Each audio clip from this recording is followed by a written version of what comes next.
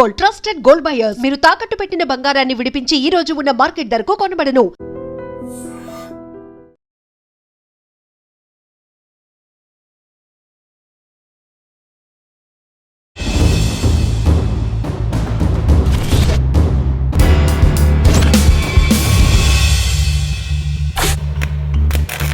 ఆయన ప్రజల్లో అదే టైంలో ఏంటంటే పెద్ద శంకర్ ఎన్కౌంటర్ అయింది. ఆ నక్సలైట్లు అని అంటే కొంత ఇన్స్పైర్. సింగరేణిలో triple sir party VT Abraham మీద యాక్షన్ చేసింది. దాన్ని నేనే చేసినా అని చెప్పి పెద్ద ప్రచారం అయింది. ఆ కేసులో ఉన్న వాళ్ళు ఎవ్వరికీ సంబంధం లేదు.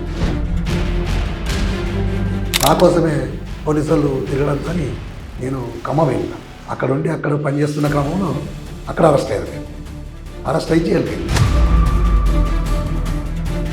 అందరం ఒక సబ్జెక్ట్లో ఉన్న తర్వాత మాకు ఒక అవకాశం వచ్చింది. సబ్జెక్ట్లకి వెళ్ళి పారిపోయినాం. ఎలా పారిపోయినాం? అసలు అంత ఈజీ కాదు. అంటే గోడ దూకి పాడిపోవడం కాదు, గోడ కొట్టలేదు, తలుపు తీసుకొని అంటే అక్కడ కాంట్రాక్ట్ సిస్టమ్ ద్వారా అన్నం వస్తుంది అన్నట్టు. అది సాయంత్రం వచ్చేదాకా ఆపుకొని అన్నం తిని అది బయటికి ఇవ్వడానికి కోసం తలుపు తీస్తారు కదా, అప్పుడు వాళ్ళని మేమే పట్టుకొని 2 తుపాకులు తీసుకొని వెళ్ళిపోయాం. ఆ చర్చలు అనేది పార్టీకి నష్టం జరిగిందా లాభం జరిగిందా? జనరల్గా ఏంటంటే రాజకీయంగా మేమే విన్ అయినాం. ఎందుకు అనుకున్నప్పుడు ఏంటంటే చర్చలు చేసినప్పుడు భూ సమస్య వచ్చినప్పుడు దాన్ని పరిష్కరించడం సాధ్యం కాదు కనుక చర్చలు ఫెయిల్ అవుతాయి. విఫలమే అనుకోవచ్చు, సఫలం అనుకోవచ్చు. మనం విఫలమే అయినాయి. చర్చల పేరు మీద మా కామ్రేడ్స్ మానాల్లో నిజామాబాద్ జిల్లాలో విషం పెట్టి చంపేసి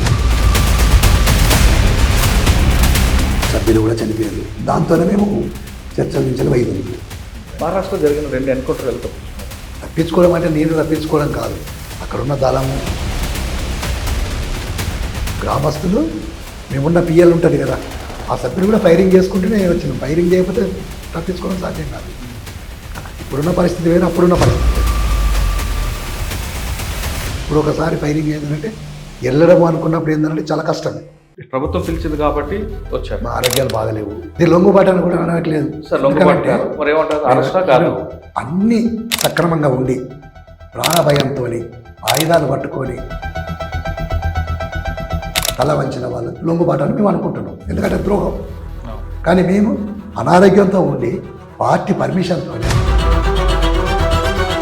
కానీ ఈరోజు బహిరంగంగా చట్టబద్ధంగా ప్రజల పోరాటంలో భాగస్వామ్యం అనుకుంటాను. పార్టీలుగా 2గా విభేదాలు వచ్చాయని సోనుజీ ఒకటి, దేవ్జీ ఒకటి. వాస్తవం కాదు? వాస్తవమే. అయితే సోను పోయిండు, పోతే పోనీయండి. కానీ సోను చేసిన పని ఏంటిది? ఆయుధాలు ఎత్తుకెళ్ళిండు, మనసులో ఆర్గనైజేషన్ చేసి తీసుకెళ్ళిండు. తను పోయి నేనైతే సాయుధ పోరాటాన్ని విరమించుకున్నా, నేను త్యాగానికి సిద్ధంగా లేను, ప్రజల కోసం బహిరంగంగా పనిచేస్తా, ఎవరైనా వచ్చేవాళ్ళు ఉంటే రండి అంటే అయిపోతుంది. హిడ్మా ఎప్పుడైనా మీకు కలిసారా? హిడ్మా నేను 3 years అవుతుంది నేను కలవక. ఎక్కడుంటారు ఎక్కువ? హిడ్మాలంటేనే అక్కడ ఉన్న వాళ్ళందరికీ నమ్మకం. ఎందుకనంటే తను అక్కడ ఉట్టి పెరిగిన వ్యక్తి కనుక అతను చూస్తూనే ఉన్నారు. అతన్ని పిలిపిస్తే చాలామంది మళ్ళీ పిఎల్జే సభ్యులుగా వస్తారు. అతనికి ఆ శక్తి ఉంది. మన వైపు నుంచి ఎవరున్నారు ఇక్కడ? మన వైపు నుంచి దామోదరం మరి కదా బడే చెప్పారు. 40 సంవత్సరాలు మీకు అడవి కాపాడింది కదా, అడవి నుంచి బయటకు వస్తున్నప్పుడు బాధ అనిపించింది కదా, వాళ్ళు విడిచిపెట్టి? చాలా బాధ అనిపించి ఏడవడం ఒకటే తక్కువ, కానీ తప్పది. ఎందుకంటే నేను ఒక్కడిని అక్కడ ఉంటే నా 10 మంది టీము నన్ను కాపాడడానికి ఉంటుంది. ప్రతిసారి ఇన్ని రోజులు వాళ్ళు కంటికి రెప్పలా కాపాడేది. కానీ నా ఒక్కడిని కాపాడడం కోసం వాళ్ళు చనిపోతారు, నేను చనిపోతాను.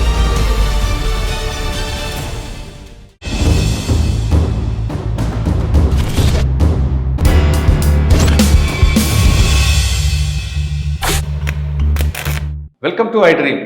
గతంలో గ్రామాల్లో ఉన్న పరిస్థితి ప్రభావంతోనో లేదా సమాజానికి సేవ చేయాలని కొంతమంది యువకులు అడవిబాటు పట్టారు. అడవిబాటు వెళ్ళిన తర్వాత వాళ్ళు ఎండనక వాననక చలనక అడవిలోనే ఉండి బడుగు బలహీన వర్గాలకి, పేదలకి, ముఖ్యంగా ఆదివాసీల అభివృద్ధి కోసం వాళ్ళు త్యాగాలు చేశారు.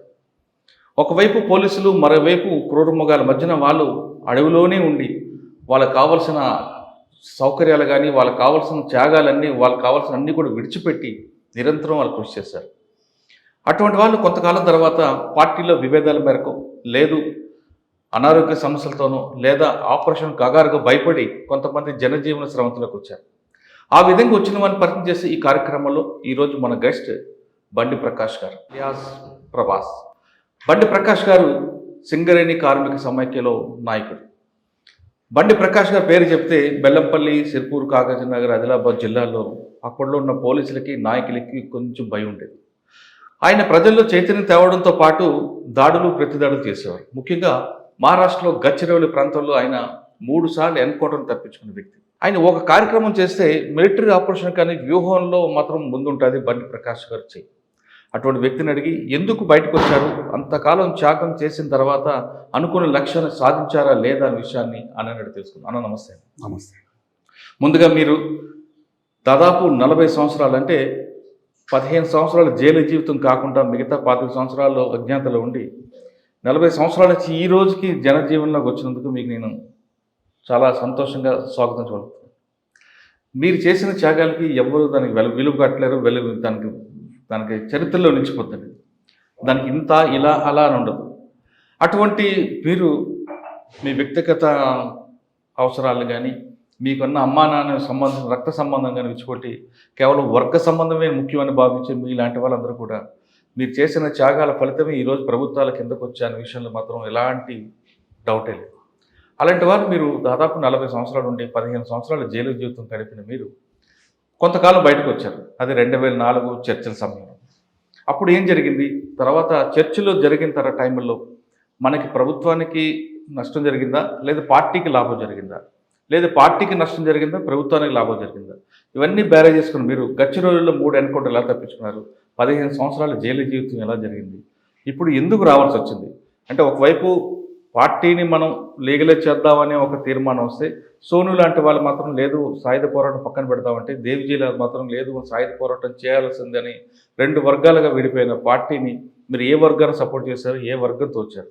అన్నిటికన్నా ఇంపార్టెంట్, ఇటీవల కాలంలో వస్తున్న నాయకులందరూ కూడా తుపాకులతోని మిగతా వాళ్ళతో వస్తుంటే మీరుని కొల్లూరు ప్రసాదరావు గారు సింపుల్గా ఎదురు వచ్చి డీజీ గారు సరౌండ్ వెనక వ్యూహం ఏముందనుకోవచ్చా? ఈ ప్రశ్నలకు అందరినీ సమాధానం చెప్పే ముందు బండి ప్రకాష్ గారి కుటుంబ నేపథ్యం, బండి ప్రకాష్ గారు ఎందుకు అడుగుబాటు పట్టారు? మంచి సింగరేణి కార్మికులు, చక్కగా కార్మికుడిగా పనిచేస్తారు. మీరు పార్టీలోకి వెళ్ళడానికి ప్రధాన కారణం ఏంటంటే మా సింగరేణి ప్రాంతంలో గుండాయిజం బాగుంటుంది, తర్వాత బాధితుల జులుం కూడా ఉంటుంది. ఇది మా కళ్ళ ముంగట ఎప్పుడు కనబడతా ఉంటుంది. ఏంటి గుండాయిజం ఉండు, బాధితుల జులుం. గుండాయిజం అప్పుడులో ఉండదా? ఉంది, చాలా గుండాయిజం ఉంది. తర్వాత అదే టైంలో ఏంటంటే పెద్ద శంకర్ ఎన్కౌంటర్ అయింది 92లో, 82లో. ఆ తర్వాత ఏంటంటే మొత్తం పోస్టర్స్ వేసిండ్రు. అప్పటికి మాకు పార్టీ సంబంధం లేదు, కానీ నక్సలైట్లు అని అంటే కొంత ఇన్స్పైర్, మేము కూడా అట్లయితే ఇక్కడ గుండాల మీద దాడులు చేయొచ్చు. అంటే మీ ప్రధానంగా పార్టీ వెళ్ళడానికి గుండాయిజము, బాధితుల జులుం. అయితే ప్రేరణ మాత్రం పెద్ద శంకర్, గజ్జల గంగారాం యొక్క అమరత్వమే. ఆ రెండింటితో ప్రేరణ చెంది మేము పార్టీలోకి పోవాలని చెప్పి వెళ్ళడం జరిగింది. అంటే ఏ సంవత్సరం లేరండి? ఈయన 84లో సిరిపూర్ దళంలోకి వెళ్ళాను. ఇదే కొల్లూరు ప్రసాదరావు గారు కమాండర్గా ఉన్నాడు, నేను దళసభ్యుడిగా పోయినా. అని పార్టీలోకి వెళ్తున్నప్పుడు మీరు ఒక కుటుంబం, అమ్మ నాన్న, భార్య, పిల్లలు ఎంత ఉండదు కదా, పార్టీకి వెళ్తామని విషయంలో చెప్పి వెళ్ళారా? లేదు ఆ భావజాలంకో లేదో ఆ గుండాయిజాన్ని అరికట్టాలనో తుపాకీ పట్టుకోవాలనో దీంతో వెళ్ళారా? నేను భావజాలంతోనే వెళ్ళిన, ఇంట్లో ఎవరికి చెప్పలేదు. పార్టీలోకి వెళ్ళాలి, ప్రజల కోసం పనిచేయాలి అనే ఉద్దేశంతో పోవడం జరిగింది. కానీ వెళ్ళారు, కానీ మన కుటుంబాన్ని పక్కన పెట్టి వాళ్ళకి వేధింపులు గురి చేస్తున్న విధంగా ఉంచి వెళ్ళడం ఎంతవరకు భావించవచ్చు? ఇప్పుడు సమాజం మారితే మన కుటుంబం కూడా మారుతుంది కదా. ముందు సమాజ మార్పు కోసం పోరాడాల్సిన అవసరం ఉంది, అందుకే పార్టీలోకి పోవడం జరిగింది. అచ్చా, అప్పుడు బాధ్యత ఎవరు మీకు? కొల్లూరు ప్రసాద్ అన్న, చంద్రన్న? కమాండర్ చంద్రన్నే. ఎంతకాలం ఉన్నారు? ఎక్కడికి మీ ప్రయాణం ఎలా కొనసాగింది? అంటే సిర్పూర్ నుండి అబూజ్మాట్ వరకు మీ ప్రయాణం ఎలా జరిగింది? మీ జర్నీ చెప్పండి. నేను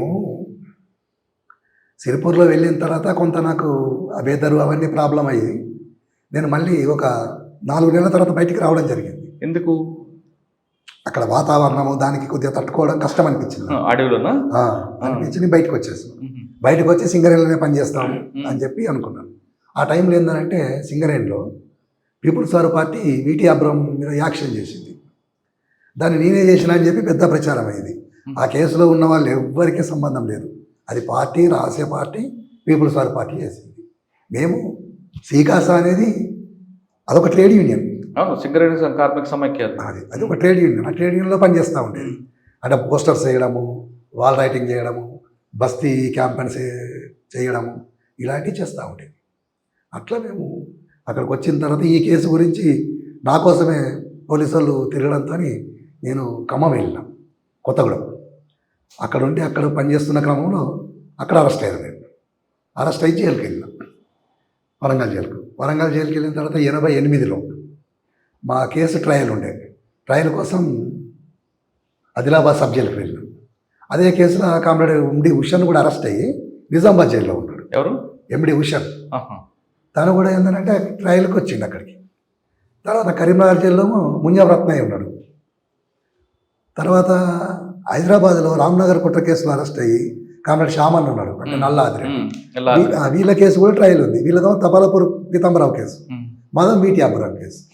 అట్లా మేము అందరం ఒక సబ్ జైల్లో ఉన్న తర్వాత మాకు ఒక అవకాశం వచ్చింది. సబ్ జైలుకి వెళ్ళి పారిపోయినాం మేము నలుగురు. ఏ జైలు నుంచి? ఆదిలాబాద్ సబ్ జైలు నుంచి పారిపోయారు. అంటే పోలీసు ఉంటారు కదా, జైలు వార్డెన్స్ ఉన్నారు, అందరూ ఉన్నారు. ఇక మా రాష్ట్ర కార్యదర్శి ఉన్నాడు కదా అక్కడ ప్లాన్ చేయడానికి. అట్లా ఎలా పారిపోయారు అసలు? అది అంత ఈజీ కాదే. అంటే గోడ దూకి పాడిపోవడం కాదు, గోడ కొట్టలేదు, తలుపు తీసుకొని. అంటే అక్కడ కాంట్రాక్ట్ సిస్టమ్ ద్వారా అన్నం వస్తుంది అన్నట్టు. అది సాయంత్రం వచ్చేదాకా ఆపుకొని అన్నం తిని అది బయటికి ఇవ్వడానికి కోసం తలుపు తీస్తారు కదా, అప్పుడు వాళ్ళని మేమే పట్టుకొని 2 తుపాకులు తీసుకొని వెళ్ళిపోయాం. ఎంతమంది? నలుగురం. ఆదిలాబాద్ జైలు పారిపోకముందు మీరు వరంగల్ జైల్లో ఉన్నారు. వరంగల్ జైల్లో కూడా హంగర్ స్ట్రైక్ చేయడానికి ఆ జైలు అంటే ఖైదీల సమస్యలు కదా, అట్లేం లేదు. అక్కడ నాయకులు ఉన్నారు, చాలా పెద్ద పెద్ద నాయకులు ఉన్నారు. అప్పుడు ఆ జైల్లో చాలా పెద్ద నాయకులు ఉన్నారు. మన అమరుడు సంతోష్ రెడ్డి కూడా ఉన్నాడు ఆ జైల్లో. మీరు ఎక్కువగా అట్లేం లేదు. ఇప్పుడు అందరం కలిసి చేస్తాము, ఒకరి ద్వారా ఏది సాధ్యం కాదు. అందరు లేకపోతే అది. అంటే వరంగల్లో హంగర్ స్ట్రైక్ చేయడానికి కారణం ఏంటి? ఖైదీల సమస్యల కోసము. తర్వాత ఏంటంటే జైలు అధికారులు ఖైదీలను విచ్చలవిడిగా కొట్టడము, సింగిల్ సెల్స్లలో వేయడము, తర్వాత మనకు రావాల్సిన రేషన్ గురించి, తర్వాత కొన్ని ఇంకా స్పెషాలిటీస్ కల్పించాలని చెప్పి, అంటే జైలు మాన్యువల్ అమలు చేయాలని చెప్పి అట్లా మనం చేయడం జరిగింది. అక్కడి నుంచి వరంగల్ ఆదిలాబాద్ జైలు, ఆదిలాబాద్ జైల్లో సబ్ జైలు కలవడం, బయటికి రావడం. జైలు నుంచి బయటకు వచ్చేకాడికి అజ్ఞాతం వెళ్ళిపోయారా? మళ్ళీ జైలు నుంచి బయటకు వచ్చినాక నేను మంగిదలంకి వెళ్ళినా. మంగిదలంలో అప్పుడు గంధం రామస్వామి సాగర్ అనే పేరుతో కార్యదర్శి ఉన్నాడు. అతను ఎఫ్ఎల్సి మెంబర్ కూడా. తనతో కొద్దిగా ఘర్షణ వచ్చి నేను మళ్ళీ సింగరేణికి వచ్చిన పనిచేద్దామని. వచ్చిన తర్వాత ఏమైందంటే సింగరేణిలో పరిస్థితులు చాలా సీరియస్గా ఉన్నాయి, ఇక్కడ చేయడం కష్టం అని చెప్పి నేను హైదరాబాద్ వచ్చిన. హైదరాబాద్ వచ్చిన తర్వాత ఇక్కడి నుంచి నేను శ్యామన్నకు ఉత్తరం రాసిన. నేను ఇట్లా పార్టీలో మళ్ళీ చేయాలనుకుంటే ఇట్లా జరిగింది. వెళ్ళారు వచ్చారు సింగరేణిలో పని చేయాలని ఉంది, కానీ అక్కడ సింగరేణి కాడికి వచ్చే వరకు ఏంటంటే పరిస్థితులు సీరియస్గా ఉండడం, అనుకూలంగా లేకపోవడం, దాంతో తర్వాత అక్కడ ఉన్న నాయకులు కలవకపోవడం, దాంతో ఏంటంటే ఇక్కడికి హైదరాబాద్ వచ్చినది. అప్పుడు ఏంటంటే శ్యామన్నకు ఉత్తరం రాస్తే తర్వాత ఏంటంటే మన వరంగల్ జిల్లా కార్యదర్శి ఉన్నాడు కదా గుండెబేన అంజన్న, పున్నం చంద్ర పేరుతో పనిచేసాడు. అతను వచ్చి కలిసిండు నాకు. కలిసి ఏపీటీ పెట్టిండు, పోవాలని చెప్పి అనుకున్నాం. అప్పటికి ఒక అతనిది మ్యారేజ్ చేయాలని చెప్పిండు. అతను మ్యారేజ్ చేసి నేను పోయి షెల్టర్లో పడుకున్నా. అక్కడ అతను ఆటో స్టాండ్ కాడ ఏదో గొడవ అయితే, సికింద్రాబాద్ మన సంగీత థియేటర్ దగ్గర గొడవ అయితే అతను పోలీసులు పట్టుకుంటే అతను తీసుకొచ్చి నన్ను పట్టించాడు. అట్లా నేను నగర టాస్క్ ఫోర్స్ పోలీసులు నన్ను పట్టుకున్నారు. పట్టుకొని అప్పుడు చెంచల్ కూడా జైలు పంపారు. అట్లా కంటిన్యూ 12 సంవత్సరాలు జైల్లో ఉన్నా. 12 సంవత్సరాలు ఇక్కడ జైల్లో. మంగిదల పనిచేసిన టైంలో దాడులు జరిగాయి. అదే టైంలో వరంగల్ ఆర్కే కూడా ఒక ఎన్కౌంటర్ చనిపోతారు. అంటే అప్పుడు నేను లేరా? వరంగల్ ఆర్కే. కానీ సిర్పూరు డిఎస్పీ ఆఫీస్ మీద దాడి అప్పుడు కూడా నేను లేదు. మన ఈయన ఉన్నారు కదా, ఆయన పేరు పాల్వాయి పురుషోత్తం గారి మీద అటాక్, అప్పుడు కూడా లేదు. అదంతా బయటకు వచ్చాక. ఓకే, మళ్ళీ ఇక్కడికి వచ్చారు. 12 సంవత్సరాలు జైలు జీవితం ఎలా గడిచిందన్న మీ జైలు జీవితం? అంటే చంచలగూడ జైల్లో బాగానే ఉంది. స్ట్రైకులు చేసేది మాకు, అంటే మాన్యువల్ అమలు చేయడం కోసం ఖైదీల సమస్యల మీద అట్లా కొన్ని జైలు అధికారులు కూడా కల్పించారు. కానీ జైల్లో ఉన్నప్పుడు అమ్మా నాన్న ఎప్పుడు వచ్చారా? రాలేదు. మీకు మర్చిపోయారా వాళ్ళు? అమ్మ నాన్న రాలేదు, తమ్ముడు వచ్చేవాడు. తమ్ముడు వస్తే ఒకసారి తమ్ముడిని మాయం చేశారు. అట్లా ఇక అతను కూడా రావడం బంద్ అయిపోయింది తర్వాత. అయ్యో, ఎప్పుడైనా అనిపించింది జైల్లో నేను ఎందుకు వచ్చాను, లక్ష్యం ఏంటి, అట్లేం తీసుకున్నారు దారి ఎటు వెళ్తుంది అని? జైల్లోకి వెళ్ళి ఎప్పుడు బయటికి వెళ్తా, ఎప్పుడు ప్రజల కోసం పనిచేయాలి, ఎప్పుడు అడవిలోకి వెళ్ళాలి, ఇదే ఆలోచన తప్ప ఇంక వేరే ఏం లేదు. అంటే జైల్లో ఉదయం 6 గంటల నుంచి సాయంత్రం 6 గంటల వరకు ఈ ఆలోచన ఉంటుంది అన్న. కాదని నేను మన లక్ష్యం వైపు వెళ్తుంది. ఇప్పుడు కానీ 6 గంటలకి లాకప్ అయిన తర్వాత మనకి గతం చదువుకోవడము, వార్తలు వినడము, ప్రొద్దున లేవగానే లాకప్ తీయగానే బయటకు వస్తాం, బయటకు వచ్చి ప్రేయర్ చేస్తాం, తర్వాత కాలకృత్యాలు పెట్టి తీసుకున్న తర్వాత బియ్యం ఏరడము, వంట చేసే వాళ్ళు వంట చేస్తారు, పేపర్లు వస్తాయి, పేపర్లు చదవడము, పేపర్లు చదివిన తర్వాత రోజు క్లాస్ ఉంటుంది, పొలిటికల్ క్లాస్. ఆ పొలిటికల్ క్లాస్ వింటాము. తర్వాత 12 గంటలకు మళ్ళీ భోజనం వస్తుంది. 2 గంటల వరకు మళ్ళీ చదువుకోవడము, రాసుకోవడము, అంటే చదువు రాని వాళ్ళు రాసుకోవడము, చదివి వచ్చిన వాళ్ళు చదువుకోవడము. 4 గంటలకు వాలీబాల్ ఆడుకోవడము, 4 అయిపోయిన తర్వాత 5 గంటలకు అన్నం తినడము, మళ్ళీ 6 అయిన తర్వాత మళ్ళీ ప్రేయర్ చేసి లాకప్ కావడం. లాకప్ అయిన తర్వాత ఎవరిది వాళ్ళు చదువుకోవడం, లేకపోతే వార్తలు టీవీ వార్తలు వస్తాయి కదా, టీవీ వార్తలు వచ్చిన తర్వాత ఎవరు వాళ్ళు చదువుకోవాలి. 9 అయిందంటే ఎక్కడ వాళ్ళు అక్కడ పడుకోవాలి. అంతే. 10 సంవత్సరాల జైలు నుంచి బయటకు వచ్చారు. జైలు నుంచి బయటకు రాగానే తమ్ముడు వచ్చాడా లేదా మన పార్టీ వాళ్ళు వచ్చారా? తమ్ముడు వచ్చిండు, పార్టీ వాళ్ళు వచ్చారు. తిరిగి ఇంటికి వెళ్ళారా లేదా అడవిలోకి వెళ్ళారా? నేనా చర్చల కాలం అంతా ఇక్కడే ఉన్నాను. 2004 టైం ఇక్కడే ఉండి తర్వాత వెళ్ళిపోయాను. నేనేం ఇంటికి పోలే. చర్చలు మీరు ప్రభుత్వానికి పార్టీ మధ్య చర్చలో మీరు కూడా కొంత మీ షేర్ అంటే మేము ముగ్గురము నిర్వహణ కమిటీ. ఎవరెవరు? నేను, డప్పు రమేష్, గంగన్న అంటే నూనె నరసింహరెడ్డి. మేము ముగ్గురము. అంటే ఇక్కడ కొన్ని స్తూపాలు కట్టించడము, తర్వాత స్టేజీలు అరేంజ్ చేయడము, జనరేటర్ మండలి ప్రోగ్రామ్స్ ఇప్పించడము, అంటే మొత్తం సిటీ మొత్తంలో అట్లా చేయడము, తర్వాత వచ్చిన వాలంటీర్స్కి వాళ్ళని సదుపాయాలు చూడడము, మీటింగ్ పర్మిషన్స్ కోసం పోవడము, తీసుకురావడం, ఇది మా నిర్వహణకు సంబంధించిన. అంటే మీకు ఇచ్చిన తర్వాత వీళ్ళందరూ కూడా పెద్ద దోరణాల దగ్గర వచ్చారు. దోరణాల దగ్గరికి మీరు వస్తారని మీకు తెలుసా ముందు? చిన్నారొట్ల నుంచి బయటకు వచ్చిన. చిన్నారొట్ల దోరణాల దగ్గర చిన్నారొట్ల మేము డైరెక్ట్ మేమే పోయినాం తీసుకురావడానికి. అంతే. అంటే అక్కడికి వస్తారని మీకు సమాచారం? అడవిలోకి వెళ్ళి తీసుకొచ్చినాం మేము. ఓకే, తీసుకొచ్చారు. 4 రోజులు 3 రోజులు ఉన్నట్టున్నారు కదా ఇక్కడ? ఉన్నాం ఎక్కువనే. ఇక్కడ ఫస్ట్ వచ్చిన రోజే కొంతమంది బిర్యానీ తినడంతో వ్యతిరేకం వచ్చింది. బిర్యానీ మేము ఎప్పుడు తినలేదే. నేను కూడా ఉన్నా కదా మంజీరా గెస్ట్ హౌస్. అవును, కానీ బిర్యానీ ఏం తినలేదు.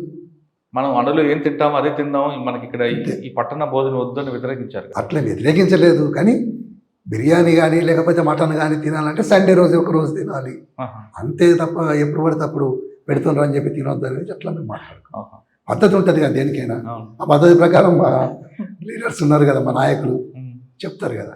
ఆ చర్చలు అనేది పార్టీకి నష్టం జరిగిందా లాభం జరిగిందా? ఇప్పుడు చర్చలు అంటే ఒక విధంగా ఏంటంటే చర్చలకు రావాలని చెప్పి ప్రజలు కూడా కోరిండ్రు. తుపాకులు వదిలిపెట్టద్దు, చర్చలు మాత్రం చేయాలి గవర్నమెంట్కు. ఇప్పుడు చర్చలు అనేవి ఏంటిది? ప్రజల కోసం మేము పనిచేస్తున్నాం, ప్రజల కోసం మీరు పనిచేస్తున్నాం అని చెప్పి మాట్లాడుతున్నారు కదా. అందుకని ప్రజల సమస్య మీద చర్చ చేద్దాం. అట్లా చర్చలు అనేటివి నడుస్తున్న క్రమంలో జనరల్గా ఏంటంటే రాజకీయంగా మేమే విన్ అయినాం. ఎందుకు అనుకున్నప్పుడు ఏంటంటే ఎప్పుడు కూడా ఏ రాజ్యమైనా కూడా, అంటే ఏ ప్రభుత్వమైనా చర్చలు చేసినప్పుడు భూ సమస్య వచ్చినప్పుడు దాన్ని పరిష్కరించడం సాధ్యం కాదు కనుక చర్చలు ఫెయిల్ అవుతాయి. అంతే, అదే జరిగింది అప్పుడు. అంటే చర్చలు విఫలమే అనుకోవచ్చు, సఫలం అనుకోవచ్చు? మనం విఫలమే అయినాయి. చర్చల పేరు మీద మా కామ్రేడ్స్ మానాల్లో నిజామాబాద్ జిల్లాలో విషం పెట్టి చంపేసిండ్రు. మొత్తం డీసీ మెంబర్లతో సహా కమాండర్లు సభ్యులు కూడా చనిపోయారు. దాంతోనే మేము చర్చల నుంచి వైదొలిగినాం. చర్చల కాలంలో పద్ధతి అట్లా చేయద్దు కదా, సీజ్ ఫైర్ కదా, మొత్తం కాల్పుల విరమణ లెక్కనే ఉన్నప్పుడు అట్నే ఉండాలి కదా పద్ధతి ప్రకారం. కానీ వాళ్ళు నిజామాబాద్లో జైల్లో కాదు, నిజామాబాద్ దగ్గర మానాలి అనుకుంటారు కదా మీరు చెప్పేది, అదేనా? అదే, విషయం పెట్టి చంపేసింది.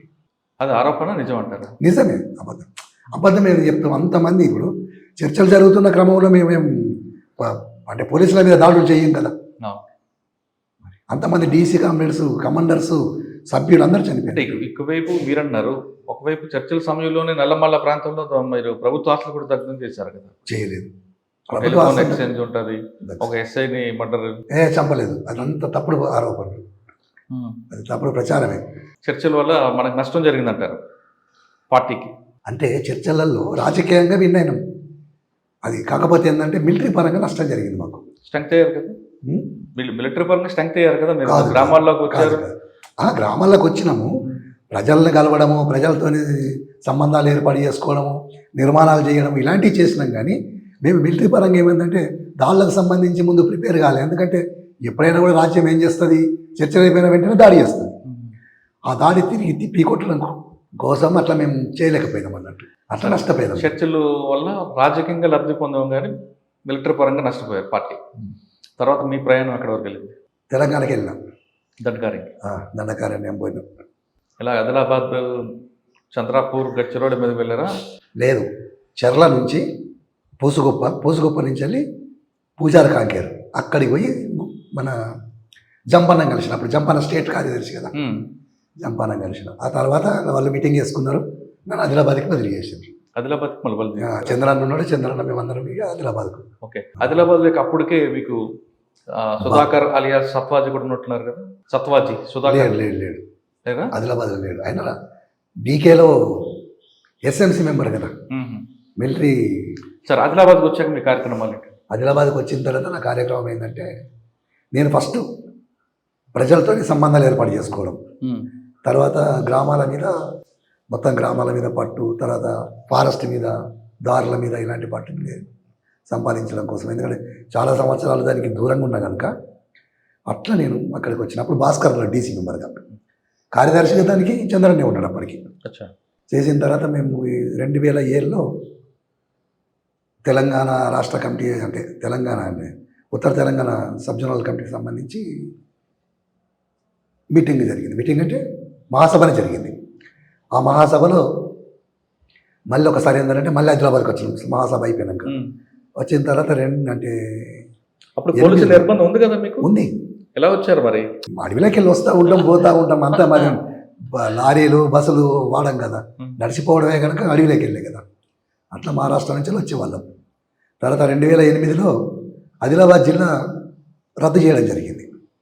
రద్దు చేసినప్పుడు నేను ఖమ్మం జిల్లాలో ఉన్నాను. అంటే ఆదిలాబాద్ జిల్లాకు ఖమ్మం జిల్లాకు వెళ్ళకముందు ఆదిలాబాద్ జిల్లా చాలా కాలం పని, అంటే 2004 నుంచి 2007 వరకు ఆదిలాబాద్ ఉన్నారు. 7 వరకు అంటే నేను తక్కువ కాలమే ఉన్నా. సరే, ఎంతకాలం ఉన్నా మీరు అనుకున్న లక్ష్యం సాధించారా? గ్రామాల్లోకి వెళ్ళడం, చేసి ఏ గ్రామాల్లో ఎక్కువ పట్టు సాధించారు? బంగీలు అన్ని గ్రామాలు తిరిగినాం దాదాపుగా. ఇప్పుడు అన్ని రోడ్స్ అవన్నీ అయినాయి, కానీ అంతకుముందు అవన్నీ లేకుండే కదా. రోజు ఉదయం లేచి నడడం వల్ల మీకు ఆరోగ్య సమస్యలు రాలేదా? అప్పుడైతే రాలేదు. ఇప్పుడు సమస్య ఏంటంటే, ఇక్కడికి వచ్చిన తర్వాత ఆరోగ్యం చెక్ చేయించుకుందామని యశోదకి వెళ్ళినా.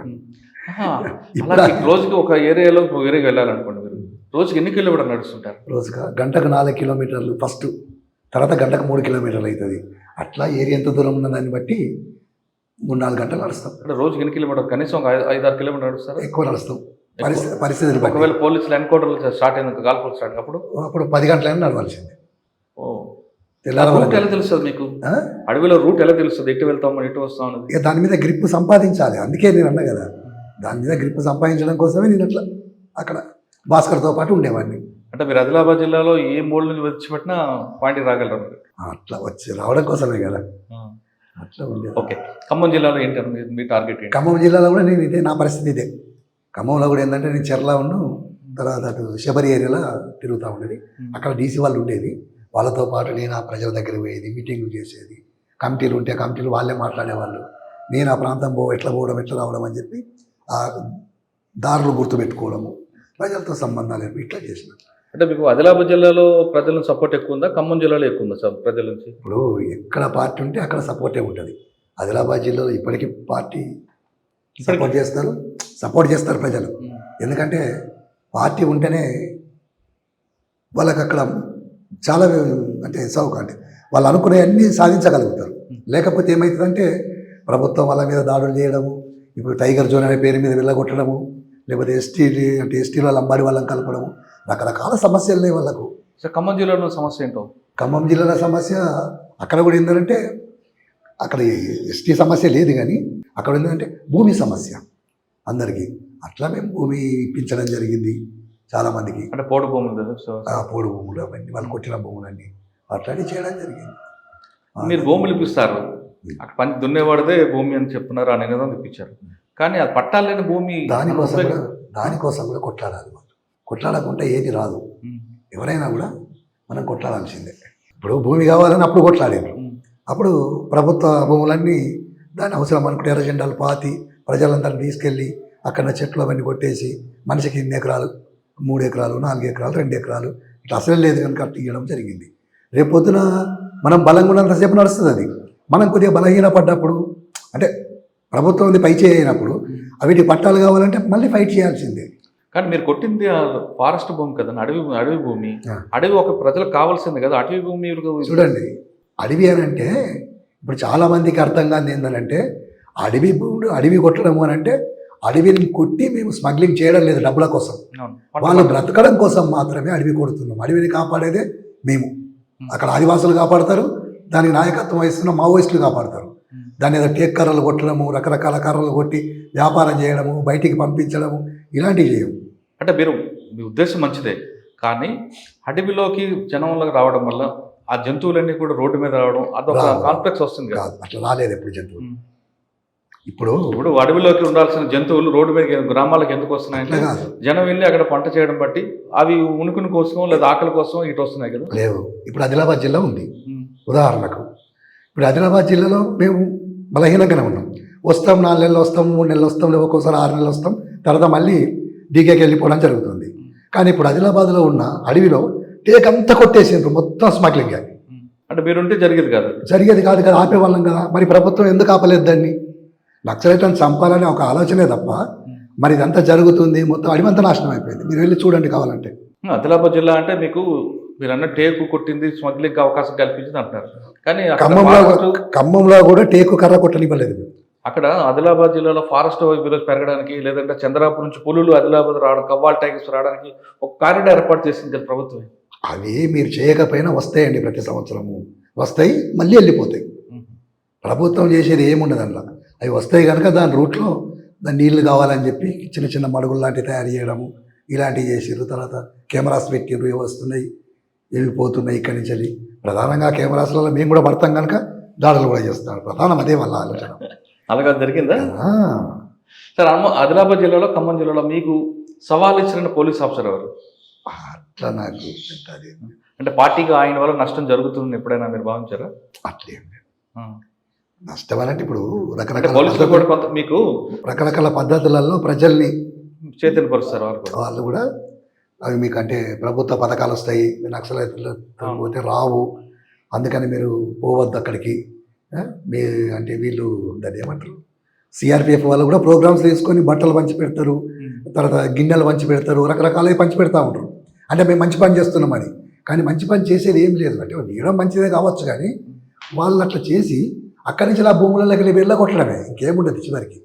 సరే, అటువంటి పథకాల వల్ల కొంతమంది యువత పార్టీ వైపు రాలేదు అన్నదానికి వాస్తవం కాదు. అట్లేం కాదు, అట్లా మనం చెప్పలేము. కానీ మీరు చాలా కాలం చూశారు కదా, ఒకప్పుడు పార్టీలోకి వచ్చేవాళ్ళు చదువుకునే వాళ్ళు, సమాజ స్పృహ ఉన్న వాళ్ళు వచ్చేవారు. అటువంటి నాలెడ్జ్ ఉన్న వాళ్ళు క్రమేపీ తగ్గిపోతున్న కారణం అనుకోవచ్చు.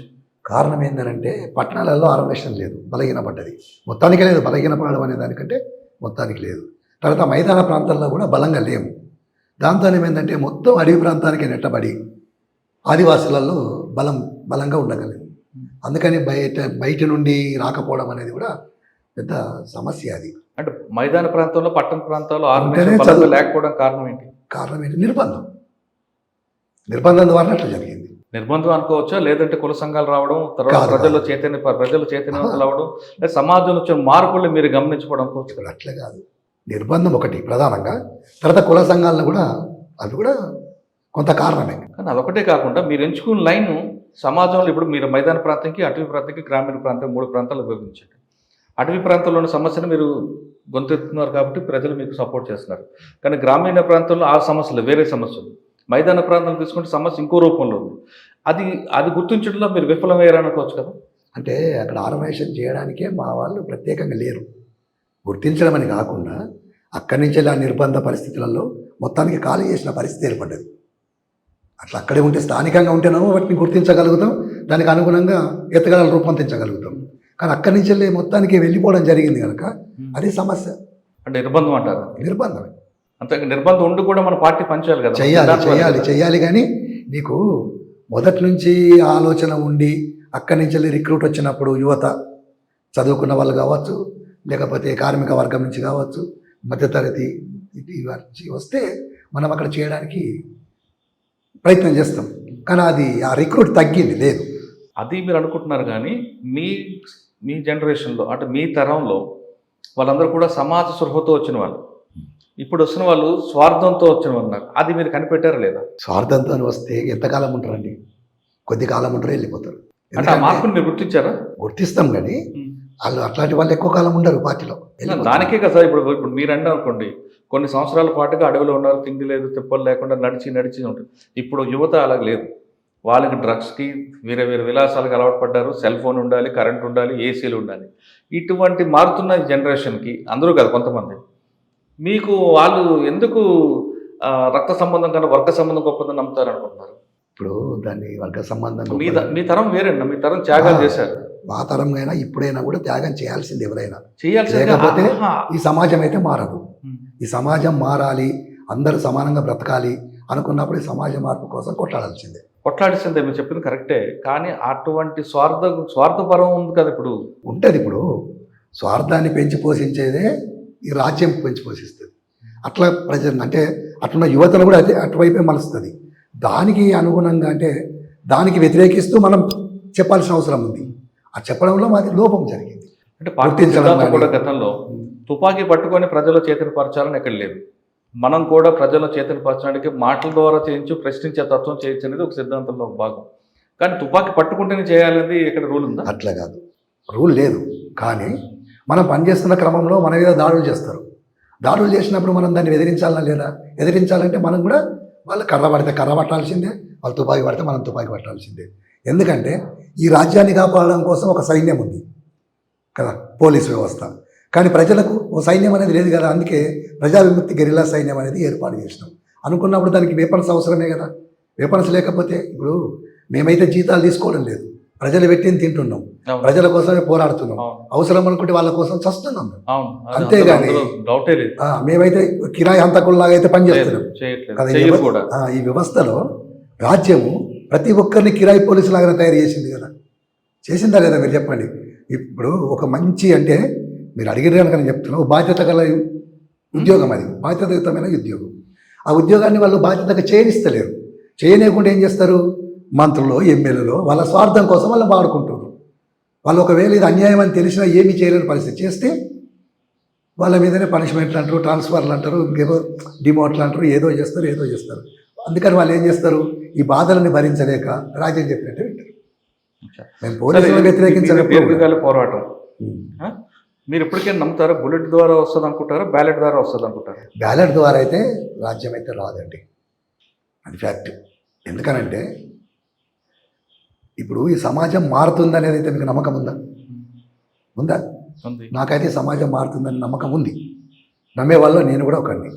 మీరు ఆలోచించండి. అంటే 40 సంవత్సరాల లోపల నుంచి బయటకు వచ్చారు, తిరిగారు, హైదరాబాద్ అంతా తిరగలేం కానీ ఇప్పుడు ఇదంతా అభివృద్ధి అని చెప్తున్నారు కానీ ఏమో అభివృద్ధి కాదు. అది ఎవరికి దృష్టిలో అభివృద్ధి అంటే ఏంటి? మీ దృష్టిలో అభివృద్ధి అంటే ఏంటి? అభివృద్ధి అంటే ఏంటిది అంటే ప్రజలు ఎప్పుడు కూడా ప్రజలు దేనికి కూడా అంటే ఏమీ లేకుండా ఉండకుండా ఉండాలి. ప్రజలకు కావాల్సింది ఏంటంటే కడుపుండా తిండి కదా, ఒంటి నిండా బట్టలు, వాళ్ళు కంటిన్యూ నిద్రపోవడానికి ఒక ఇల్లు. వీటితో పాటు ఏం కావాలి? వాళ్ళ పిల్లలకు విద్య కావాలి, అట్లాగే వాళ్ళ కుటుంబాలకు వైద్యం కావాలి.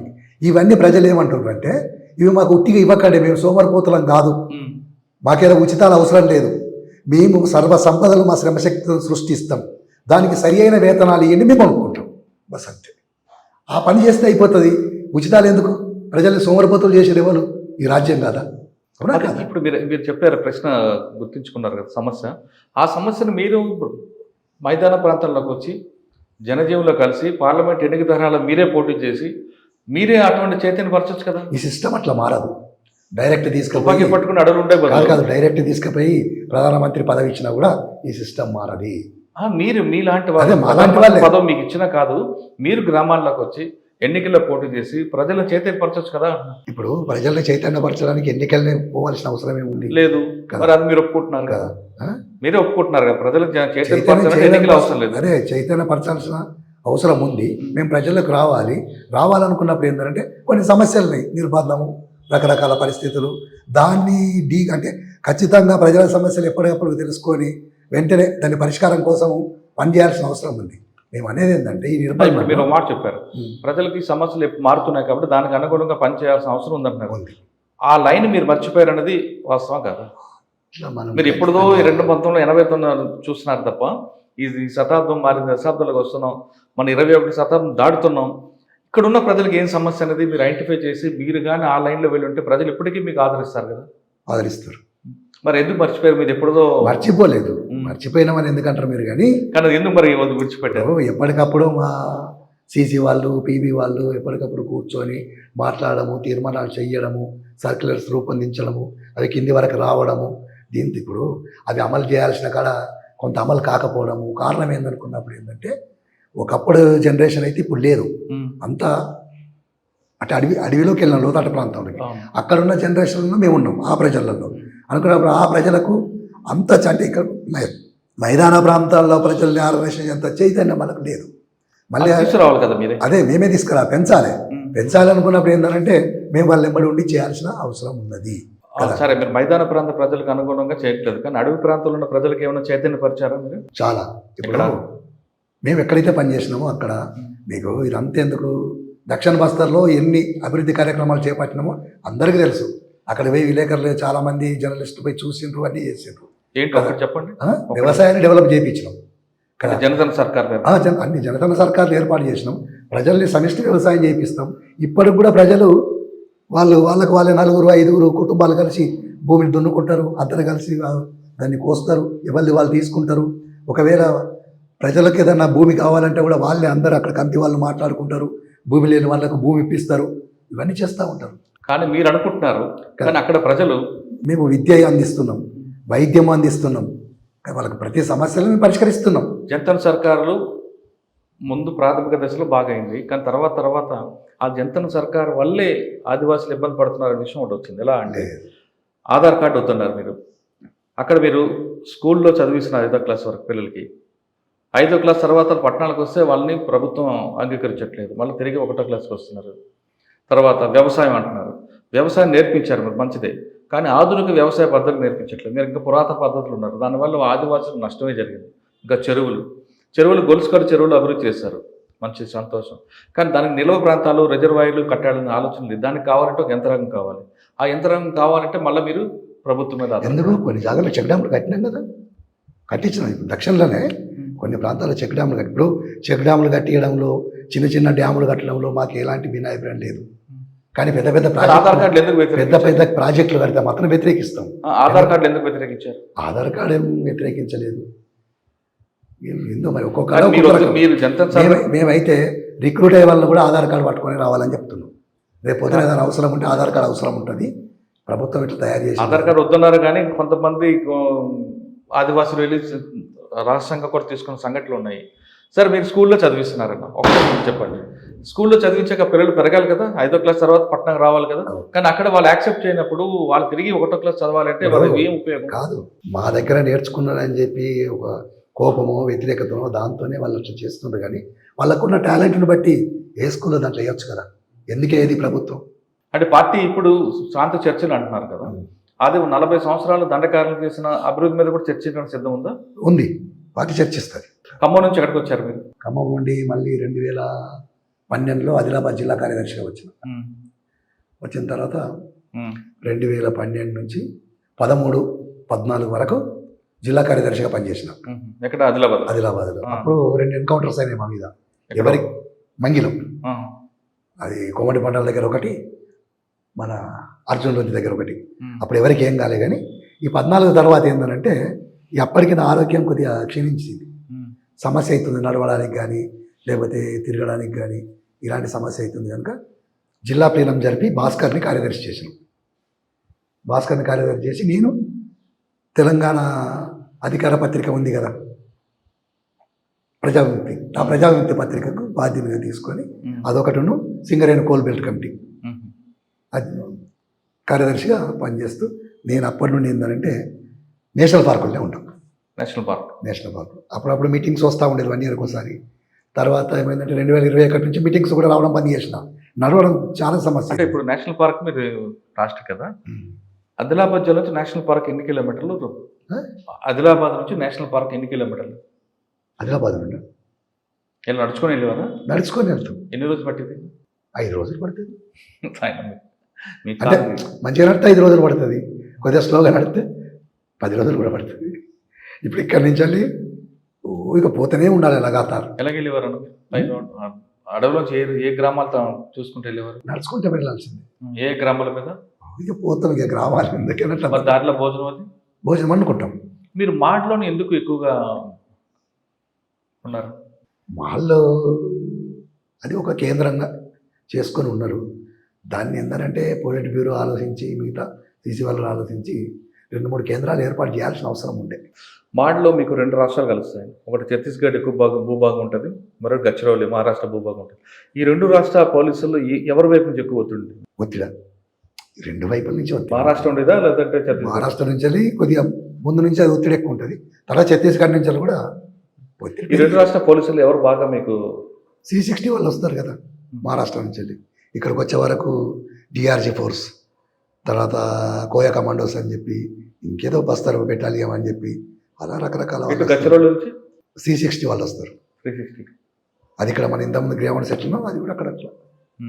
మహారాష్ట్రలో జరిగిన 2 ఎన్కౌంటర్ ఎలా తప్పించుకున్నారు? తప్పించుకోవడం అంటే నేను తప్పించుకోవడం కాదు, అక్కడ ఉన్న దళము లేకపోతే అక్కడ ఉన్న పిఏ. ఏం జరిగింది ఒక్కటి చెప్పండి. ఇప్పుడు మేము అక్కడ ఉన్నట్టు ఎవరు ఎక్కడ ఉన్నారు? మేమా ఎక్కడున్నావు మొత్తానికి అయితే ఉన్నాం. కానీ ఉదయం జరిగింది, సాయంత్రం అదా మధ్యాహ్నం జరిగింది. అట్లా ఇన్ఫర్మేషన్ పోయి మీ చుట్టూ 2-3 దళాలు ఉంటాయి కదా? అట్లేం లేదు. ఇప్పుడు ఏదైనా అంటే ఏదైనా మీటింగ్ జరుగుతుంది అనుకున్నప్పుడు అవుటర్ పెడతాం. ఇప్పుడు మీటింగ్ కాకుండా దళమే ఉందనుకో, ఊర్లకు పోవడం, మీటింగ్ వేయడము, రావడము అని అనుకున్నప్పుడు ఒకటే దళం కనుక ఒకటే సెంట్రీ ఉంటుంది, దానికి అవుటర్ పెట్టాల్సిన అవసరం లేదు. అట్లా చేసేవాళ్ళం. అంటే మీకు అక్కడ 2 సార్లు తప్పించుకోవడానికి గ్రామస్తులు అంటే మేమున్న పిఎల్ ఉంటుంది కదా, ఆ సభ్యులు కూడా ఫైరింగ్ చేసుకుంటూనే వచ్చినాం. ఫైరింగ్ చేయకపోతే తప్పించుకోవడం సాధ్యం కాదు కదా. ఇప్పుడున్న పరిస్థితి వేరు, అప్పుడున్న పరిస్థితి వేరు. అప్పుడు ఉండేదేనంటే ఒకవైపు నుంచి వెళ్ళి పోలీసులు వచ్చేది, లేదా 2 వైపుల నుంచి వచ్చేది. ఇప్పుడు అట్లా కాదు, చుట్టుముట్టాన్ని చేసే పరిస్థితి కనుక ఇప్పుడు ఒకసారి ఫైరింగ్ ఏంటంటే వెళ్ళడం అనుకున్నప్పుడు ఏంటంటే చాలా కష్టమే. వెళ్తున్నారు కానీ బయటికి చాలా కష్టం. అన్న, ఈ సుదీర్ఘ ప్రయాణంలో మీ సహచరులు, మీ సమకాలికలు, మీకన్నా బాగా అనుబంధం ఉన్న వాళ్ళందరూ ప్రాణాలు కోల్పోయారు. చాలా మంది కోల్పోయారు. ఇప్పుడు ఏమనిపించింది? బాధ అనిపిస్తుంది. ఏమనిపిస్తుంది? మేము ప్రజల కోసం పనిచేస్తున్నాం, అసలు మమ్మల్ని ఎందుకు చంపుతుండ్రు? ఇప్పుడు చంపే వాళ్ళకైనా అర్థం కావాలి, చంపించేవాడికి క్లియర్ ఎందుకు చంపిస్తున్నాం. కానీ చంపే వాళ్ళకు మాత్రం తెలియదు. మేము ఏదో ద్రోహులమనో, లేకపోతే వీళ్ళు అభివృద్ధి నిరోధకులను, లేకపోతే వీళ్ళు ఉండడం సమాజానికి ప్రమాదమనో, ఇట్లాంటి వాళ్ళ బుర్రలో నింపుతూ ఉంటారు. కానీ వాస్తవంగా ఒక్కసారి ఆలోచించండి, మావోయిస్టు పార్టీ ఉంది. ఎవరికన్నా 1000 కోట్ల రూపాయలు స్విస్ బ్యాంకులో ఉన్నాయా? 100 కోట్ల రూపాయలు బ్యాంక్ అకౌంట్లు ఉన్నాయా? లేకపోతే 1000 ఎకరాల వాళ్ళ పేర్ల మీద ఉన్నాయా భూములు? వాళ్ళు ఏమన్నా పర్యావరణం నాశనం చేస్తుండ్రా? ప్రకృతిని విధ్వంసం చేస్తుండ్రా? ప్రజల్ని నిర్వాసితులు చేస్తుండ్రా? లేకపోతే ఈ ఖనిజ సంపదలన్నింటినీ కార్పొరేట్ శక్తులకు, బహుళజాతి సంస్థలకు, సామ్రాజ్యవాదులకు అప్పగించి విదేశాలకు తరలిస్తుండ్రా? ఎందుకు చంపుతుండ్రు? ఓకే, నేను అడగండి. మీరు చేతిలో కూడా చాలా మంది సిఆర్పిఎఫ్ పోలీసులు చనిపోయిందంటే ఒక్క నిమిషం, అంటే వాళ్ళ కుటుంబాలు ఉండవా? నేను చెప్పండి. ఎంతమందిని రాయకులు చెప్పారు, ఎంతమందిని పోలీసులు చంపారు? చెప్పేది ఏంటంటే వాళ్ళు ఎందుకు వచ్చారు? మమ్మల్ని చంపడానికి వచ్చారు. మేము బ్రతకాలంటే ఏం చేయాలి? మేము కూడా దాడులు చేయాల్సిందే కదా. కరెక్ట్ మాట్లాడారు. అసలు మీరు తుపాకీ పట్టుకోకుండా మీరు యుద్ధం చేస్తే పోలీసుల మీద నేను ముందే చెప్పిన మాట్లాడేటప్పుడు, ఈ దోపిడీ ప్రభుత్వాలకు ఎట్లయితే వాళ్ళని కాపాడడానికి సైన్యం ఉందో, దోపిడీ సైన్యము, ప్రజలకు కూడా ఒక ప్రజా సైన్యం కావాలి కనుకనే ఆ ప్రజా సైన్యాన్ని మేము ఏర్పాటు చేస్తున్నాం. అంటే ప్రజలు మీకు ఎవరు అడిగారు సైన్యం కావాలని? ఇప్పుడు అడగలేదే. ప్రజలు అడుగుడు కాదు, ప్రజలకు సైన్యం ఉండాల్సిందే. సైన్యం ఉండాలి మీరంటున్నారు. వాళ్ళు ఇప్పుడు ఒక్క నిమిషం అన్న, సైన్యం ఉండాలి మీరంటున్నారు. కానీ మీరు పొరుగు దేశాలు తీసుకున్నా, తెలంగాణ తీసుకున్నా, కొన్ని సమస్యలు వచ్చినప్పుడు ప్రజల చేతులు తుపాకీలు లేవు, కర్రలు లేవు, కానీ వాళ్ళే రోడ్డు మీదకి వచ్చి పోరాటం చేశారు. మీకు ఉదాహరణకి శ్రీలంక అవ్వచ్చు, నేపాల్ అవ్వచ్చు, బంగ్లాదేశ్ అవ్వచ్చు, తెలంగాణ ఉద్యమం అవ్వచ్చు, ఎన్నైనా సరే దానికి ఎక్కడ సైన్యం తీసుకోలేదు. వాళ్ళ సమస్యను రోడ్డు మీదకి ఇచ్చి గొంతెత్తి వాళ్ళ సమస్య సాధించుకున్నారు. రేపు ఇక్కడ కూడా అట్లా జరుగుతుంది, జరగదని నేను, ఎందుకంటే కొద్దిగా లేట్గా జరుగుతుంది. ఇక్కడ ఇప్పుడు శ్రీలంకలో జరిగింది, బంగ్లాదేశ్లో జరిగింది, నేపాల్లో జరిగింది.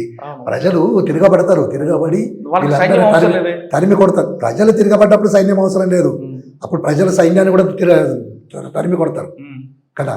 కానీ అప్పటిదాకానైతే ప్రజల్ని కాపాడుకోవడానికి అయితే సైన్యం అవసరమే కదా.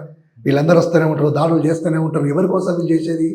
ఇప్పుడు ప్రజల కోసం కాదు మీ కదా. చేతులు చనిపోయిన వాళ్ళు కూడా మన మన మన దేశం వాళ్ళే కదా, వాళ్ళు కూడా పోలీసు. మేమేమంటున్నాం, వాళ్ళు మన దేశం వాళ్ళే, మన పోలీసులే, మన రైతాంగ బిడ్డలో, కార్మిక బిడ్డలో, ఉద్యోగస్తుల బిడ్డలో, అంతే. వాళ్ళు పేదవాళ్ళే. మేము వాళ్ళని చంపాలనుకోము, ఎప్పుడు కూడా వాళ్ళని ఎప్పుడు కూడా మేము పోలీసులు మా శత్రువుగా భావించాము. కాకపోతే ఏంటంటే మా మీద దాడి చేయడానికి వచ్చినప్పుడు మేము తప్పుకోవాలంటే ఖచ్చితంగా చేయాల్సింది. ఓకే, చేశారు. మిమ్మల్ని చంపాలని పోలీసులు చంపాలని మీరు. మేము పోలీసులు చంపాలనుకో. సరే, మీకు మీ ఆత్మరక్షణలో భాగంగా మీ ఇద్దరి మధ్యన ఆదివాసీలు వీళ్ళందరూ కూడా నలిగిపోయారు కదా. లేదు, తప్పది. ఇప్పుడు మేము ఏర్పాటు చేసిన ప్రజా సైన్యంలో మిలిషియా వాళ్ళు ఉన్నారు, కావాల్సినంత మంది మిలిషియా వాళ్ళు ఉన్నారు. వాళ్ళు అక్కడ పుట్టి పెరిగిన వాళ్ళే కదా. ప్రతి ఒక్కరు కూడా ఎర్ర సైన్యంలోకి రావడానికి సిద్ధపడతా ఉంటారు. ఇప్పుడు దాదాపుగా ఒక 6 నెలలు కర్రగొట్టలు మొత్తం ఆక్రమించుకున్నారు ఈ సైన్యాలు, లక్షలాది తోటాలు కాల్చిండ్రు. కానీ 6 నెలలు మరి తిండి ఎక్కడి నుంచి వచ్చింది అన్ని 600 మందికి? ప్రజల సహకారం లేకుంటే సాధ్యమవుతుందా? ప్రజల సహకారం లేదు, మేము బాగా గెలిచినామని చెప్పి ఆత్మసంతృప్తి కోసం ప్రచారం చేసుకునే వాళ్ళు ఉన్నారు. కానీ మీరు ఇంకో క్వశ్చన్ అడిగారు నాకు ఇందాక, మేము ఎక్కడైనా కణజాలు దోచుకున్నామా, మా అకౌంట్ స్విస్ బ్యాంక్ అకౌంట్లో మాకు డబ్బులు ఉన్నాయని. కానీ ఇటీవల కాలంలో పార్టీ సరెండర్ అవుతున్న క్రమంలో కోట్లాది రూపాయలు విలువైన నగదు కానీ, కోట్లాది రూపాయలు విలువైన బంగారం, తుపాకులు, డంపులు ఉన్నాయని అంటున్నారు. పేపర్లు చూసి చెప్తున్నారండి. అంత డబ్బు ఉంటే చాలా బాగుండేది. అంటే ప్రజల కోసం దాచింది, మీకోసం కాదు. నేను అనేది ఆ నిధులు అనేవి ప్రజల కోసం పోరాటంలో భాగం తప్ప ఇప్పుడు మీ వ్యక్తిగత కారణాలకి, వ్యక్తిగత అవసరాలు కాదు. అన్ని వందల కోట్ల రూపాయలు పార్టీ దగ్గర లేవు, అంత బంగారం కూడా లేదు. ఎంత ఉంటుంది? 10-25 కోట్ల దాకా ఉండొచ్చు. నేను ఉండే అని చెప్పి ఆ డబ్బులన్నీ ఎక్కడ ఉంటాయి? బ్యాంకులో ఉంటాయా? బ్యాంకులో ఉంటాయి, అడవిల్లే ఉంటాయి. అంటే 2000 రూపాయల నోటు కనుమరుగు అయిపోయింది కదా, మరి ఎలా? ఇప్పుడు లేవు అవి మార్చేసినాం కదా. మార్చినాం అంటే ఎక్కువగా బంగారం రూపాయలు మార్చారంటారు, వాస్తవం? లేదు, బంగారం ఇటీవల కాలంలో వస్తున్న తుపాకులు అన్ని కూడా పాత తుపాకులు, అసలు కొత్త తుపాకులు చాలా ఉన్నాయి పార్టీ దగ్గర. పాత తుపాకులు కొత్త తుపాకులు అనేది కాదు, కానీ తుపాకులు తీసుకుపోయి లొంగిపోవడం అనేది సరైనది కాదు. పార్టీ ఏం చెప్తుందంటే అనారోగ్యంతో ఉన్న కామ్రేడ్స్ కానీ, లేకపోతే వయసు పైబడ్డ కామ్రేడ్స్ కానీ బయటికి వెళ్ళండి, వెళ్ళి రహస్యంగా గడపాలి, ఉండాలి. ఒకటి, రహస్యంగా ఉండలేని వాళ్ళు బహిరంగం అవుతారు, అది వేరు విషయం. కానీ తుపాకులు తీసుకొని వాళ్ళ ప్రాణాలను కాపాడుకోవడం కోసము అక్కడున్న క్యాడర్ని అంతా మోటివేషన్ చేసి పోయి లొంగిపోవడం అనేది సరైనది కాదు. అది దాన్ని మేము లొంగుబాటు అంటాం. ఈరోజు చంద్రన్ వచ్చింది కావచ్చు, నేను వచ్చినా కావచ్చు, లేకపోతే అంతకుముందు సంజీవ్ వచ్చింది కావచ్చు, లేకపోతే సుజాతకు వచ్చింది, ఇట్లా చాలామంది వచ్చారు. వాళ్ళందరూ వచ్చింది సరే, వాళ్ళు ఎట్లా వచ్చిండ్రా ఏందనేది కాకుండా మా ఆరోగ్యాలు బాగలేక పార్టీ బయటికి వెళ్ళాలన్నది. కానీ పార్టీ సరెండర్ కమ్మని చెప్పలేదు. ఏం చెప్పింది? రహస్యంగా ఉండాలని చెప్పింది. మేము చెప్పినాం రహస్యంగా ఉండే పరిస్థితి మాకు లేదు, మమ్మల్ని ఎవరు పెట్టుకోరు. అందుకని ఏంటంటే మేము బహిరంగం అవుతాం. ఈ ప్రక్రియ అందుకే మేము బహిరంగం అవుతాం. కాకపోతే ఏంటంటే ఒకప్పుడు రహస్యంగా పార్టీలో పనిచేస్తూ సాయుధ పోరాటం చేసినాం. మేము అప్పుడు ప్రజలనే ఉన్నాము, ఇప్పుడు ప్రజలనే ఉన్నాము. మేము జనజీవన స్రవంతిలో కలుస్తుండ్రు అంటే అది తప్పే. ఎందుకంటే అప్పుడు కూడా జనంలో ఉన్నాం కదా. జనంలో లేని వాడు వచ్చి జనంలో కలిస్తే జనజీవన స్రవంతి అవుతుంది. అయితే మేమనేది ఏంటంటే అప్పుడు రహస్యంగా పనిచేసినాం, ఇప్పుడు బహిరంగంగా పనిచేస్తాం.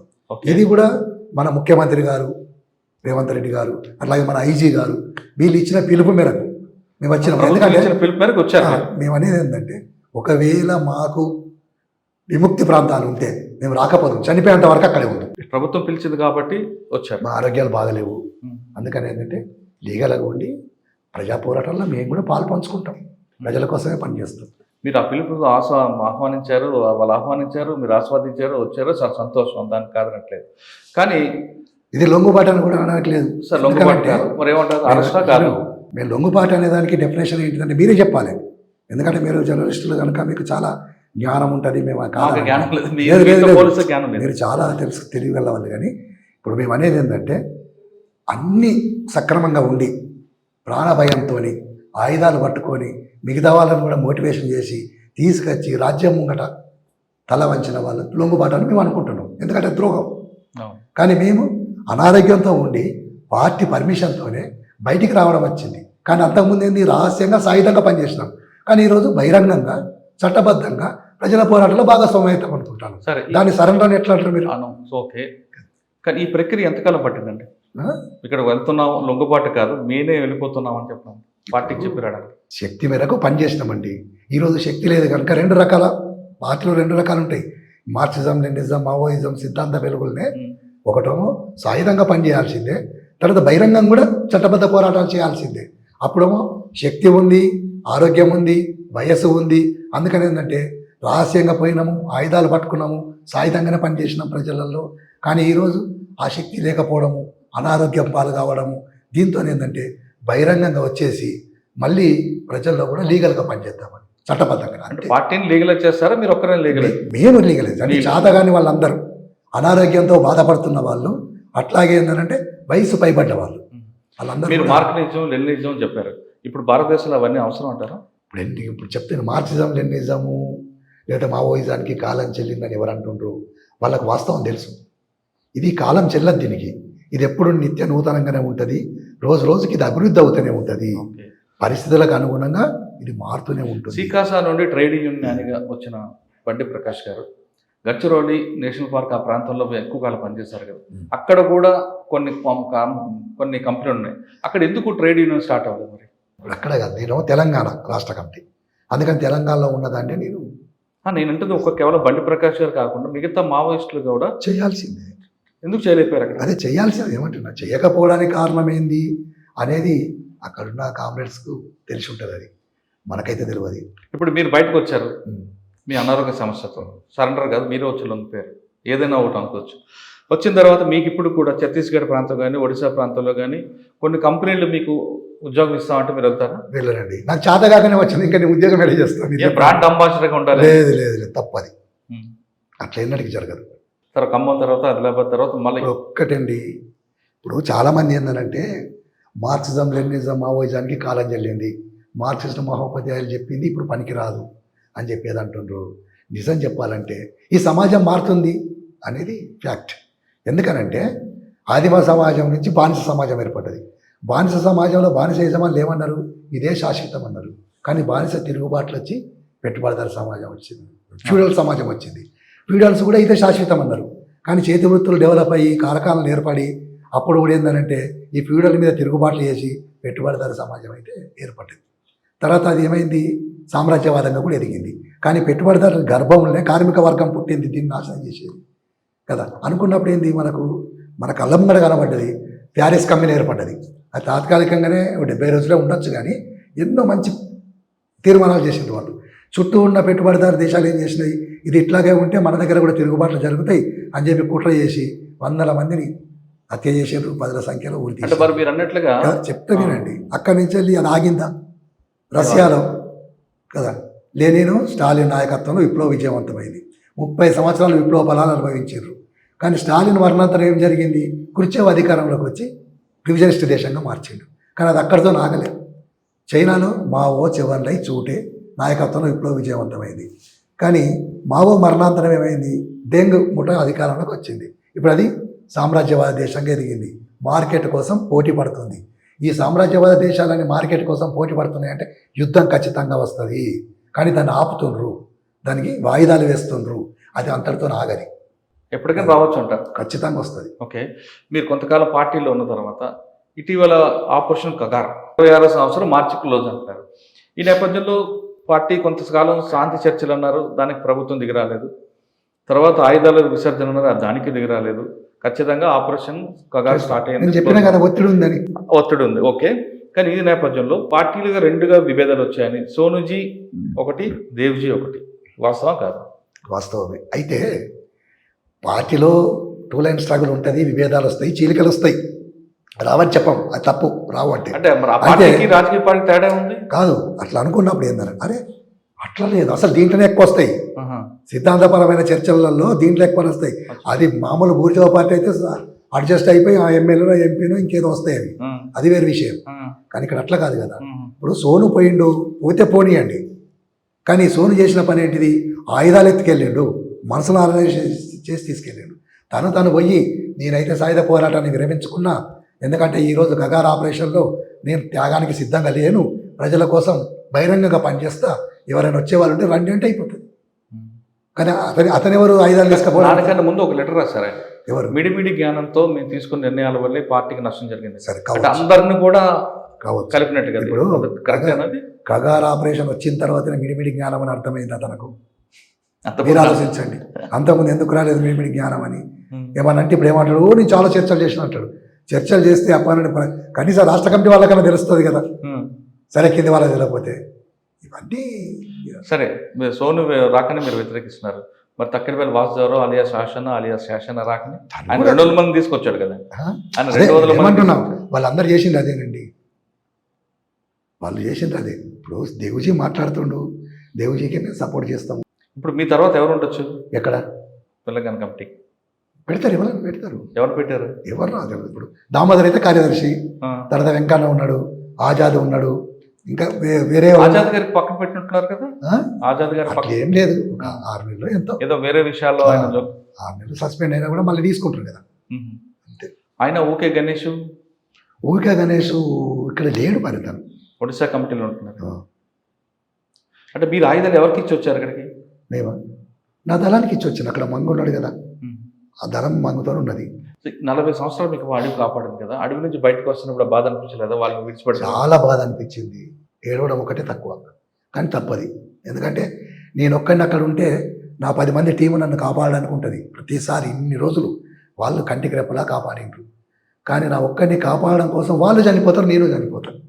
నాకు అది కూడా బాగా బాధ అనిపించింది. సరే, అడవిలో మీకు చాలా సమస్యలు చూశారు, గ్రామాలు, చుట్టుపక్కల గ్రామాలు. ఇప్పుడు మీరు ప్రభుత్వంతో దగ్గర అవుతున్నారు కాబట్టి ఆ సమస్యల పరిష్కారానికి ప్రభుత్వంతో మాట్లాడడానికి ఆ సమస్యలు ఏం గుర్తించారు మీరు? ఇప్పుడు మీరున్న ప్రాంతంలో, నేను మొత్తం అడగట్లేదు. మేమున్న ప్రాంతంలో అనుకున్నప్పుడు ఏంటంటే అక్కడ ఇప్పుడు నిర్వాసిత సమస్య ఏర్పడుతుందండి. ఎందుకంటే రైలు లైన్ వేయడానికి ప్రయత్నం చేస్తుండ్రు, రోడ్స్ వేయడానికి ప్రయత్నం చేస్తుండ్రు, బయల నీళ్ళ నుంచి వెళ్ళి అక్కడికెక్కడో మహారాష్ట్ర మొత్తం. దీంతో ఏంటంటే ఉన్న గ్రామాలన్నీ పోతాయి. ఈ గ్రామాలు పోతాయి కనుక అందుకే మూలవాసి బచావో అనే దాన్ని వాళ్ళు అక్కడ ఎస్టాబ్లిష్ చేయడం జరిగింది, టీకే కాంప్లెక్స్. కానీ దాన్ని కూడా నిషేధం పెట్టిండ్రు వాళ్ళు కదా. ఇప్పుడు దానికి సంబంధించి మేము తెలంగాణలో ఉండి అక్కడ దానికోసం మేము పోరాడతామనంటే తెలంగాణలో ఉన్న ప్రజల సమస్యల కోసం పోరాటం చేస్తాం. ఇక్కడ అక్కడ బయటికి వెళ్తే అసలు ఏం సమస్యలు ఫేస్ చేస్తుండ్రు అనే దాని మీద. ఇప్పుడు ఎప్పుడు కూడా మావోయిస్టు పార్టీ కాదు, అసలు ఈ కమ్యూనిస్టు పార్టీని ఉండద్దు, ఏది ఉండద్దు అనుకుంటే ముందు ఏం చేయాలి? దోపిడీ ఉండద్దు, అణచివేత ఉండద్దు, అసమానతలు ఉండద్దు. అప్పుడు పార్టీతో అవసరం లేదు కదా. వీటిని పరిష్కరించండి ముందు, సరిపోతుంది. సార్, మీరు అడవిలో ఉన్నారు కదా, జల్, జంగల్, జమీన్, ఈ మూడింటి మీద ఏమి లక్ష్యం సాధించారా? అట్లా కాదండి. సాధించడం అంటే కొన్నిసార్లు సాధిస్తాం, కొన్నిసార్లు మళ్ళీ ప్రభుత్వం స్వాధీనం చేసుకుంటుంది. ఎప్పుడు ఇది నిరంతరం జరిగే ప్రక్రియ, చివరికి మాత్రం ప్రజలదే అవుతుంది. ప్రజలదే రావాలనుకున్నారు, వచ్చారు, ఆయుధాలు ఇచ్చి వచ్చారు, మిగతా వాళ్ళ కాకుండా. కానీ ఇక్కడ వచ్చిన తర్వాత మీ మీద రివార్డు కూడా తీసుకున్నారు కదా. మరి ఇప్పుడు అన్నీ ఎవరు రాస్తారు? మీరే చెప్పండి, ఎవరు తిండి పెడతారు? ఇప్పుడు మీరు నెక్స్ట్ మీ ప్రణాళిక ఏముంటుంది, మీ భవిష్యత్ ప్రణాళిక? ఇప్పుడు నా ఆరోగ్యం ఫస్ట్ చూపెట్టుకోవాలి, తర్వాత లీగల్గా ప్రజల సమస్యల మీద మేము కూడా వాళ్ళతో కలిసి పనిచేస్తాం. అంటే ఇప్పుడేమో ఇక్కడ సాయుధంగా చేయడం కాదు, లేకపోతే ఆయుధాలు పట్టుకోవడం కాదు, లేకపోతే ఇంకెవరినో మీరు అందరూ పార్టీలోకి వెళ్ళి పార్టీకి ఓన్రి అని చెప్పి వాళ్ళని కానీ కొంతమంది బండి ప్రకాష్ గారు, తర్వాత పుల్లూరు ప్రసాద్ వ్యూహంలో భాగంగా వచ్చారు ఇక్కడికి అనుకున్నట్టు. ఇప్పుడు రకరకాలుగా మాట్లాడతారండి ఎవరైనా కూడా. నిజం చెప్పాలంటే ఇప్పుడు అంటే పార్టీకి కొంచెం ఆక్సిజన్ ఇవ్వడానికి, ఊపిరి పోయడానికి ఎత్తుగడలో భాగంగా వచ్చారు. వాళ్ళు అనుకునే తప్పేమున్నది, వాళ్ళు అనుకుంటే తప్పేం లేదు కదా. మేము అనేది ఏంటంటే ఈ సమాజంలో ఈ సమాజాన్ని 2 దుష్టశక్తులు పట్టి పీడిస్తున్నాయండి. ఆ దుష్టశక్తులు అనుకోవచ్చు, లేకపోతే ఇంకా ఏదన్నా అనుకున్నా పర్వాలేదు. ఈ 2 దుష్టశక్తులు అంటే ఒకటేమో సామ్రాజ్యవాదం, రెండోది మతోన్మాదం. ఈ సామ్రాజ్యవాదానికి ఏంటంటే ప్రజల శ్రమశక్తిని జీవగంజిగా పోసి బ్రతికిస్తూ ఉన్నారు. ఈ మతోన్మాదానికి ప్రజల రక్తాన్ని జీవగంజిగా పోసి బ్రతికిస్తారు. కానీ వీటి రక్త మాంసాలు ఉడికిపోయినాయి, దీని శక్తి నశించిపోయింది, కొన ఊపిరితో కొట్టుమిట్టాడుతూ మరలసే మీద పండుకొన్నది. ఇవి ఎన్నడూ లేవయి లేచి బట్టకట్టాయి. ఇది క్షీణించి నశించి పోవాల్సిందే. మరి నశించిపోతే ఇంకోటి అభివృద్ధి చెందాలి కదా కదా. అనుకున్నప్పుడు ఏంటంటే నూతనంగా వచ్చేది ఏందనుకున్నప్పుడు సోషలిజమే అంతిమంగా కమ్యూనిజం ఖచ్చితంగా వస్తుంది. మేము ఇప్పటికీ చెప్పదలుచుకున్నది ఏంటంటే యువత నడుం బిగిస్తే ఈ సమాజం మారుతుంది. ఆ యువతకు ప్రజలందరూ సహకరించాలి. ప్రజలు మార్పు కావాలని కోరుకుంటే మాత్రం ఖచ్చితంగా మార్పు జరుగుతుంది.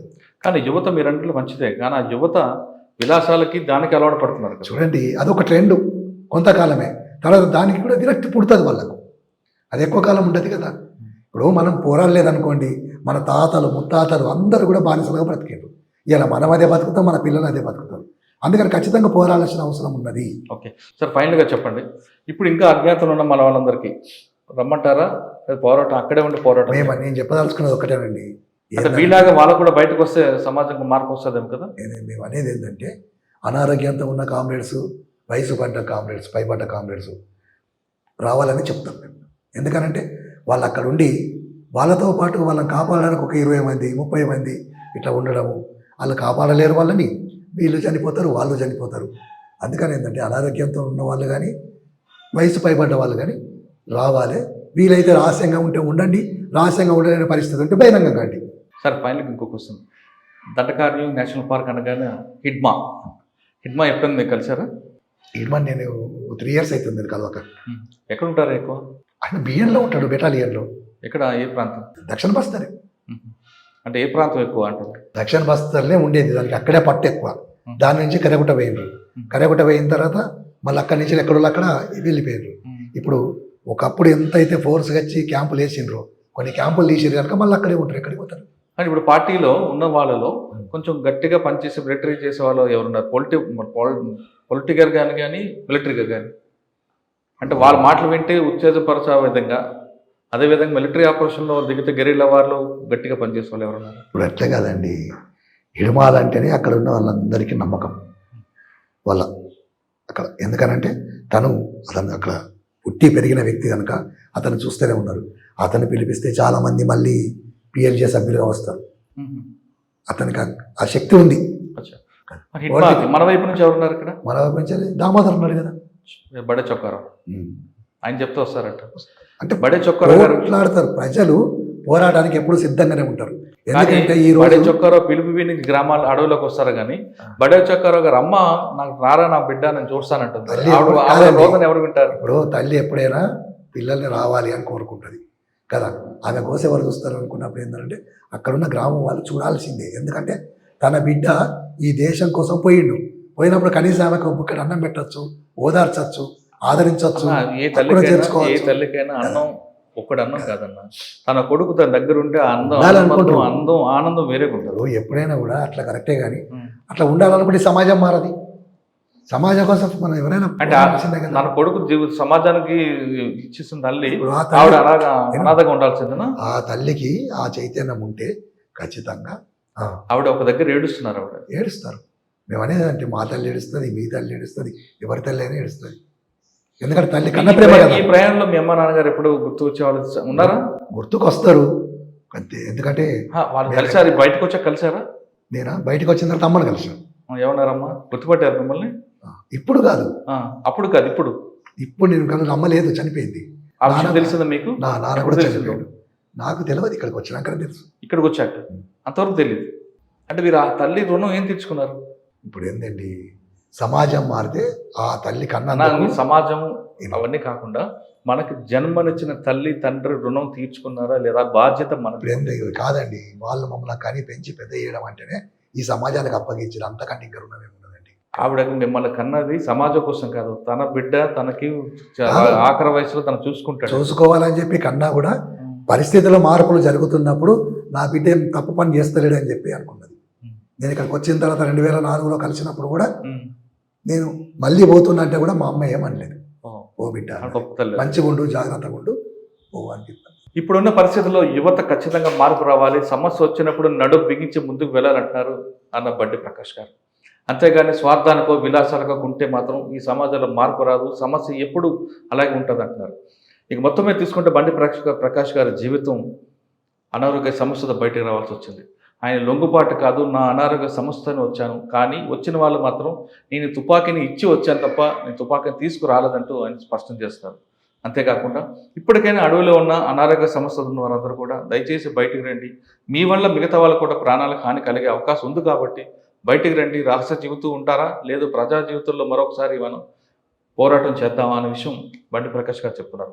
ఇది ఈ వారం బండి ప్రకాష్ గారితో ఎక్సలెంట్ ఇంటర్వ్యూ. వచ్చే వారం మరో గెస్ట్ మళ్ళీ కలుద్దాం. అంతవరకు నమస్తే. థ్యాంక్ యూ అన్న, thank you very much. And for more videos, please subscribe to iDream. Please subscribe to iDream. Please subscribe iDream. And please subscribe to iDream. For more videos, subscribe to iDream. please like, share and subscribe to the channel. Congratulations, iDream. Subscribe to iDream. Subscribe to iDream. So subscribe to iDream Media. iDream team andarki huge congratulations. Please subscribe iDream Media. Please subscribe to iDream. Subscribe iDream. Please subscribe to iDream. I dream అంటే నా కళల ఛానల్ను subscribe చేసుకున్న నోరు తిరుగుతలేదు, మీరైతే గంట గుర్తు కొట్టండి. For more such videos, please subscribe to iDream.